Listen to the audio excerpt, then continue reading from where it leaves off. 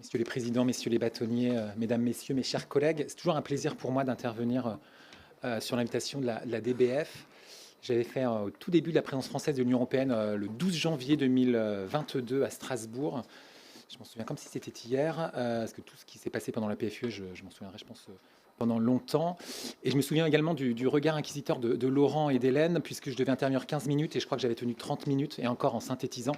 Donc je tiens à vous rassurer tout de suite, je vais faire preuve de synthèse aujourd'hui, enfin en tout cas je vais essayer.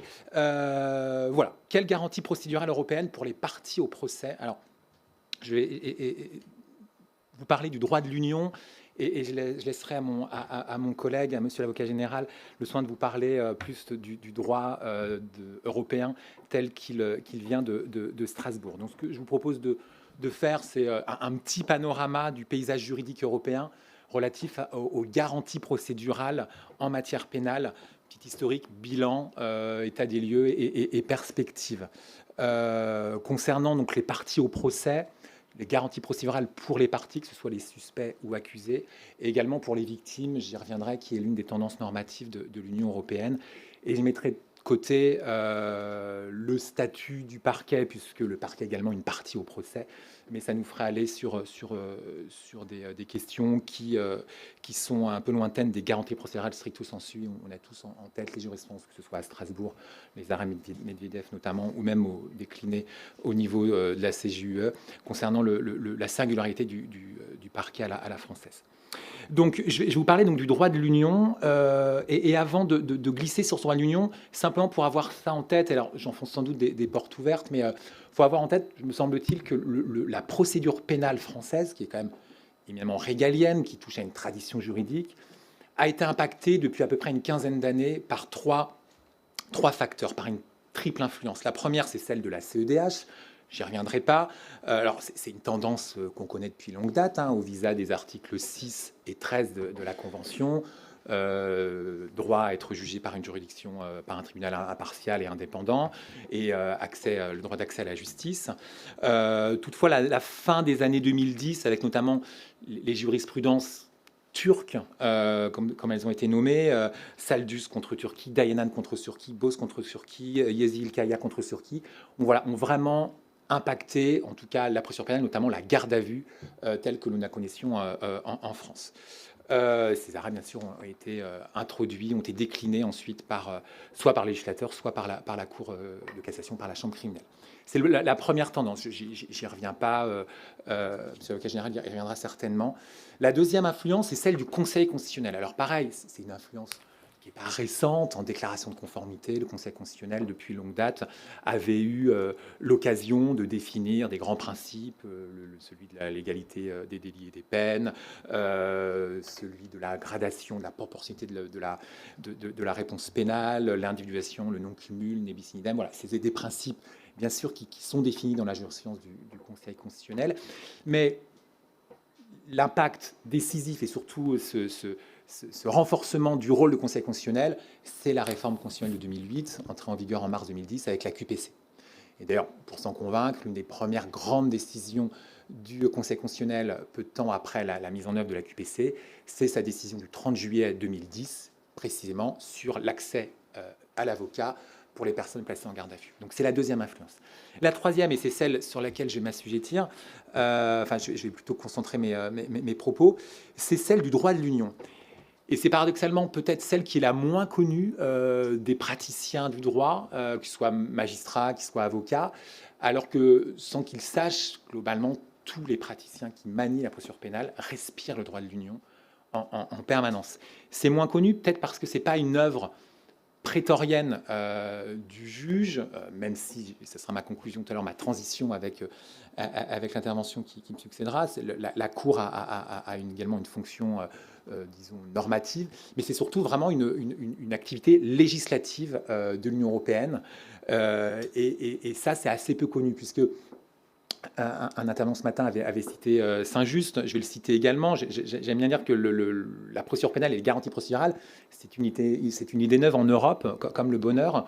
C'est-à-dire, on sait tous que le droit de l'Union, les communautés européennes et ensuite l'Union européenne, c'est construit sur l'intégration économique. Évidemment, la justice, c'est quelque chose que très récent, d'une part, un troisième pilier intergouvernemental prévu par le traité de Maastricht, dans lequel sont créés des instruments de coopération judiciaire très importants, dont le plus important, puisque c'est potentiellement le plus liberticide, c'est le mandat d'arrêt européen. Mais voilà, ça s'arrête là, on n'est pas dans de l'harmonisation et on n'est pas sur un impact on est conséquent sur le droit pénal matériel, le droit procédural matériel. Toutefois, qui dit coopération judiciaire dit niveau d'équivalence des systèmes processuels, procéduraux des États membres, et notamment le mandat d'arrêt européen. Lorsqu'un État se voit requérir la remise d'une personne, peut-être même souvent l'un de ses nationaux, qui d'ailleurs met de côté le sacro-saint principe extraditionnel qu'un État membre n'extrade pas l'un de ses nationaux, il faut avoir quand même de sérieuses garanties dans l'État requérant concernant ses droits fondamentaux. Et donc cette mise en œuvre, cette création d'outils d'entraide questionne finalement le degré de confiance légitime et de similitude des protections procédurales dont les personnes, dont les justiciables ont légitimement le droit d'avoir accès. Ce qui engendre toute une réflexion de la part de la Commission européenne, qui a le monopole ou quasi-monopole de l'initiative des textes dans l'Union européenne, comme vous le savez, pour venir harmoniser. Alors c'est très compliqué, puisqu'on est encore sous un prisme intergouvernemental. Il faut l'unanimité au Conseil, le Parlement il donne un avis, mais que le Conseil n'est pas obligé de suivre. Et puis, in fine, si on ne transpose pas la décision cadre, parce que c'est ça l'instrument juridique, il n'y aura pas de passage en manquement par la case luxembourgeoise. Tout cela change avec le traité de Lisbonne, qui communautarise, même si le terme est impropre, le troisième pilier justice, affaires intérieures, dans l'espace de l'Union. Et là, la chose change, puisque cette fois-ci, la Commission a le pouvoir, la compétence de venir harmoniser la procédure pénale et même le droit pénal matériel, notamment des infractions et des incriminations. Il y a la période est propice, il y a une hyper commissaire, comme ça qu'on l'a appelé, en la personne de Madame Viviane Reding, qui est également vice-présidente de la Commission européenne, qui va utiliser pleinement sa compétence et qui va proposer une multitude de textes, et notamment cette fameuse feuille de route sur les garanties procédurales. Alors, d'ailleurs, si vous me permettez une petite parenthèse, on parlait, je vous parle là de droit de l'Union, d'instruments juridiques, et ce matin, certains interlocuteurs indiquaient que parfois, c'est quand même assez compliqué de comprendre l'intelligibilité d'un texte de l'Union. Mais il faut avoir en tête que la légistique européenne, c'est avant tout du compromis. Alors, écrire un texte de loi, c'est toujours le fruit d'un compromis politique tel qu'il se discute au Parlement national. Sauf qu'il faut avoir en tête que le processus législatif au niveau de l'Union européenne, dans le cadre de la procédure législative ordinaire, auquel sont assujettis l'harmonisation des règles en matière de procédure pénale, c'est deux co-législateurs qui sont saisis au même moment du même texte, du même projet, enfin de la même proposition de règlement ou de directive. Et donc les textes évoluent de manière complètement différente, contrairement au processus législatif national, où là, en fonction du calendrier parlementaire, le gouvernement décide de déposer son projet de loi, soit sur le bureau du Sénat, soit sur le bureau de l'Assemblée nationale, et ensuite il y a une navette qu'on connaît tous, et in fine, il y a un texte qui sortira unique, et éventuellement une commission mixte paritaire si les deux assemblées ne peuvent pas se mettre d'accord. Là, le texte, il évolue de manière complètement différente. Au Conseil, sur des textes en matière de procédure, c'est plutôt, voilà, pour caricaturer, plutôt, disons, l'efficacité des enquêtes. Et au niveau Parlement européen, plutôt le renforcement des garanties procédurales. Ce qui fait que le texte, qui était le même initialement, il devient foncé, noir au niveau du Conseil, et plutôt blanc, très clair au niveau du Parlement européen. Et après, il faut que les deux co-législateurs se mettent d'accord, d'où une cinquantaine de nuances de gris, ce qui fait que parfois le texte est le fruit d'un compromis avec des considérants qui sont des déclarations politiques, voilà, et du coup peut-être parfois un caractère perfectible au niveau de la normativité, de la compréhension. Je ferme la parenthèse pour qu'on ait ça en tête. Et donc ce qui se passe à partir de 2009-2010, ce sont une multitude de directives qui sont proposées par la Commission sur la traduction et l'interprétation. C'est la directive de 2010 sur le droit à l'interprétation et à la traduction dans les procédures pénales. Là, bien sûr, la directive sur l'accès à l'avocat et la communication avec les proches. C'est la directive de 2013, 2013-48. La directive relative à le droit à l'information dans les procédures pénales, c'est la directive de 2012. Voilà, je ne vais pas toutes les décliner. Une directive de 2016 également sur les mineurs mis en cause dans les procédures pénales. Et enfin, une directive transversale qui bouche un peu les trous et qui comble les trous dans la raquette, qui est la directive du 9 mars 2016 sur la présomption d'innocence. Toutes ces directives ont été introduites dans le droit interne, elles ont été transposées, et ça a forcément sensiblement impacté la procédure pénale française. Alors, tout ça s'ajoute déjà aux jurisprudences que j'évoquais, telles que consécutives au QPC, à la jurisprudence de Strasbourg. Mais voilà, ce qu'il faut avoir en tête, et c'est vraiment peut-être l'idée principale, c'est que cette œuvre normative de l'Union a considérablement, depuis une dizaine d'années, impacté la procédure pénale française. Globalement, l'édifice a été achevé, bon, c'est toujours perfectible, mais concernant les accusés et les personnes suspectées, la tendance maintenant, qui existe déjà depuis quelques années, mais que la Commission souhaite renforcer, c'est les droits des victimes dans les procédures pénales. Il y a une grande directive, la directive 2012-29 UE, qui a une dizaine d'années, qui va être modifiée, renforcée par la Commission européenne, qui va déposer une proposition de texte le 5 juillet prochain. Cette grande directive transversale se conjugue avec plein d'autres textes sectoriels, notamment la directive sur la lutte contre le terrorisme, la directive sur la lutte contre le trafic des êtres humains, la directive sur la lutte contre les abus sexuels contre les mineurs, et la directive qui est actuellement négociée au Conseil et au Parlement sur la lutte contre les violences faites aux femmes et les violences domestiques. Tout simplement parce que une victime de terrorisme n'a pas les mêmes besoins qu'une victime de violence conjugale. Donc tout ce paysage juridique avec une grande directive transversale, également pas des lex spécialistes, puisqu'elles ne dérogent pas à cette grande directive transversale, mais des textes qui vont encore un peu plus loin pour singulariser les droits des victimes, c'est vraiment la tendance ces dernières années.